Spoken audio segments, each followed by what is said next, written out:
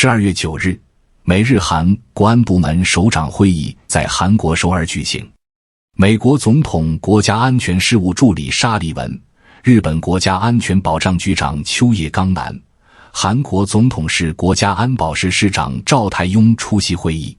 该会议是东京会晤后时隔半年的例行会议，会谈内容基本上是老调重弹，除了宣称三国同盟是印太地区所谓的和平繁荣核心轴，朝鲜是无前例的挑衅，对朝鲜半岛乃至国际社会的和平稳定严重威胁，以及三国将共同维护台海和平稳定，以及捍卫在东海和南海方向的航行自由。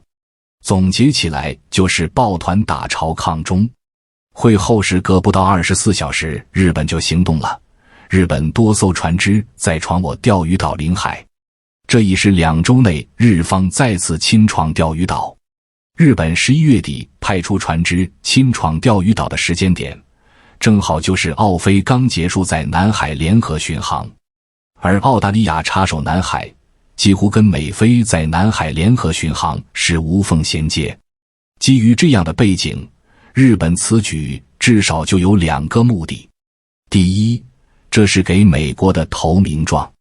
简单来说就是，如果有需要，日本随时可以成为第3个与菲律宾在南海联合巡航的国家。第二，日本利用海上争端挑事，可以视为日本给插手南海找的借口。因为在这个时间点，日本还跟越南升级了双边关系，而海上争端这样的共同话题，有助于日本进一步拉拢非越等国。在上个月11月的中日外长釜山会谈期间，日本外相上川洋子还曾当面表示，日本希望与中国建立稳定的双边关系，并加强互利合作，并就台湾问题以及核污水问题对华许下重要承诺外，但结合实际情况去看，日本方面明显没有将这些积极表态体现到行动上。如果说在经贸领域，日本可能还会在很大程度上基于自身利益务实对待中国外，那在其他领域，尤其是涉及地缘政治和安全等问题上，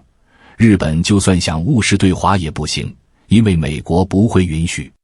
同样的，日本近日又将触角伸向钓鱼岛，也是刚好与中菲南海交锋撞上。日本船只非法闯入中国钓鱼岛领海当天，飞船侵闯了黄岩岛，而在次日，飞船又继续侵闯了仁爱礁。很显然，日本这就是在跟菲律宾打配合。与菲律宾一样，日本的底气也是来自美国。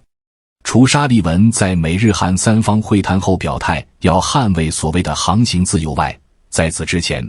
美五角大楼高官早就叫嚣，美军不会停止在所谓的国际水域进行活动。这些迹象均表明，美国接下来在台海或者南海方向肯定有其他动作。日本作为美国在亚太地区的忠实盟友，当然需要有所行动了。中国海警已把话挑明，我海警舰艇还将依法在中国管辖海域维权执法，日本船只就算再来10次、100次，结局也只可能是灰头土脸离开中国领海。就在12月9日美日韩国安部门首长会晤当天，日本共同通信社突然发了一条独家新闻，中国解放军中将破例提及在钓鱼岛不畏战。新闻称，中国人民解放军军事科学院前副院长中将何雷在此前回应了共同通信社的单独采访，围绕钓鱼岛明确说到不希望战争，但也不怕战争。共同通信社认为，何雷中将的这句话含有当采取武力统一台湾时，同时也把钓鱼岛作为对战对象的可能性。中国军方人士在钓鱼岛问题上提到战争是罕有的魄力，将来夺取领土所有权的强烈意志很鲜明。关于中日关系不稳定的要因，何雷中将举例台湾问题，说绝不允许干涉中国的核心利益。共同社在采访中问道，钓鱼岛是台湾省的一部分，基于中国的这一主张，有可能在统一台湾的同时夺取钓鱼岛吗？何雷中将回答道：从理论上来说是这样的。何雷中将在许多日本公知和媒体眼里是中国军方具有代表性的鹰派人物。从共同通信社的配图可以看出，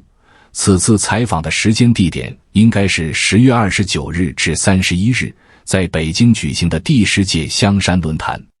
共同社说是独家采访，何将军回忆，当时是在去餐厅午餐的路上，站在会场外非常简短地说了2句话，所以独家采访这个说法可能没有错，但是有误导公众、刻意放大的嫌疑。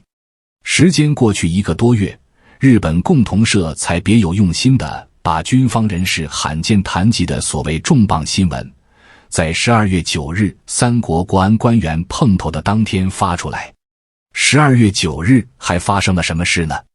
？12月9日那天，在钓鱼岛海域发生不小的事，中国海警船又在那儿驱离日本船了。中国海警局新闻发言人甘宇表示，12月9日，日鹤丸号渔船和数艘巡视船非法进入我钓鱼岛领海，中国海警舰艇依法对其采取必要管控措施，并警告驱离。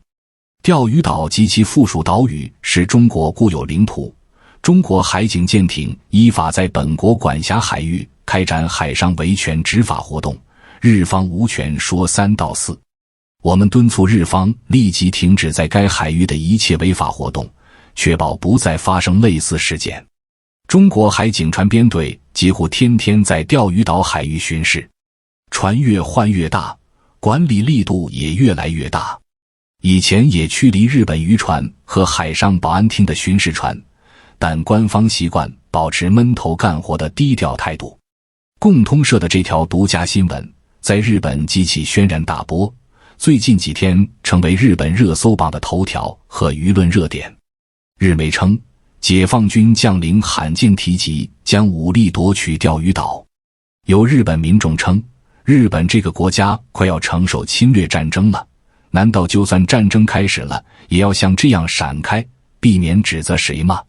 还有的日本网友评论道，中日军事平衡崩溃，变得不均衡才是原因。什么和平宪法，什么专守防卫，什么非核3大原则等等，因为总说这些劲冒傻气的空话，才会演变成这种事态。在钓鱼岛不畏战争，这是中国的心里话。预计中国军事力量总有一天会超过美国，尤其在中国近海，人民解放军比美军更有力。在这样的状况下，中国若是攻到钓鱼岛和冲绳来，美国会予以帮助吗？毫无疑问，会敷衍了事。中国甚至有人提出把琉球从日本解放出来的观点。中国在外交上很傲慢，与其进行对话，最后也只是日本一方大幅度屈辱性让步的形式。现在钓鱼岛，中国巡视船几乎每天侵犯领海，对日本巡视船和渔船采取威吓行动。从这些评论看得出来，日本民众心里挺急，但奈何日本是一个非正常国家，被军事殖民控制，凡事要言听计从于美国，不敢越雷池一步。在中美元首会晤后，两国关系迎来一定缓和。日本在这种气氛下也表现出对华接触的姿态，但3国国安官员碰头后，日本又像是打了一针鸡血。媒体也适时端出一道辛辣开胃菜。日本之所以不想对华摊牌，其一是舍不得中日经贸合作的红利，其二，日本还没有做好相应的准备。不管是美国中程导弹还是其他先进武器，都尚未在日部署。与此同时，日本也还未完全推翻和平宪法。若这个时候与中国爆发冲突，显然是日本无法承受的。